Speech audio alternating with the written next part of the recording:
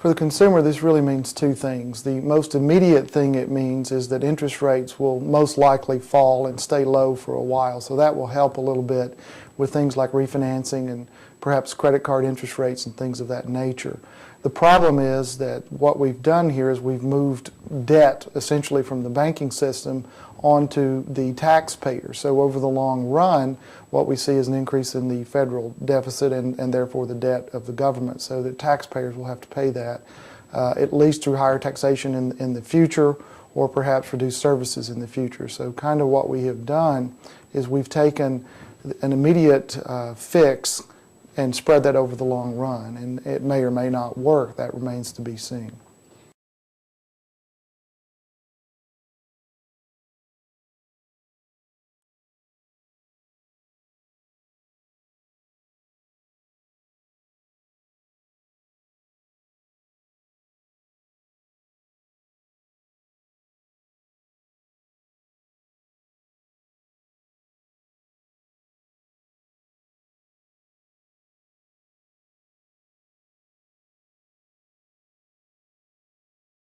Housing numbers.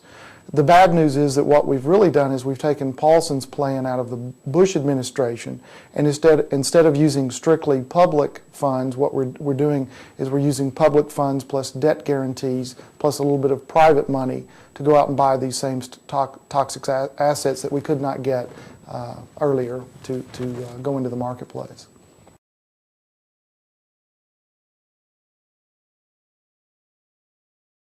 I think for the citizens of Mississippi, there's good news on several fronts. Firstly, the economy here is doing better than in most states. So what we've seen is that most people in Mississippi, or certainly relatively speaking, have not lost their jobs, so they're able to meet their obligations that they generally have.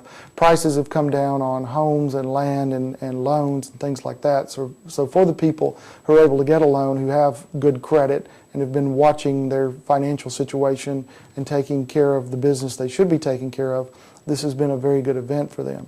It's the marginal person who has lost their job and who was in an industry that was weak or vulnerable, and then when the economic problems hit, that industry went out or that person lost their job, that is hurting the most right now. I would argue that the debt that they've taken on, most people will not feel that for a while. But if you lose your job because of this economic crisis, then you would feel that much more painfully and much more close to home than you might some big bank in New York or an insurance company getting a bailout from Wall Street, from the government.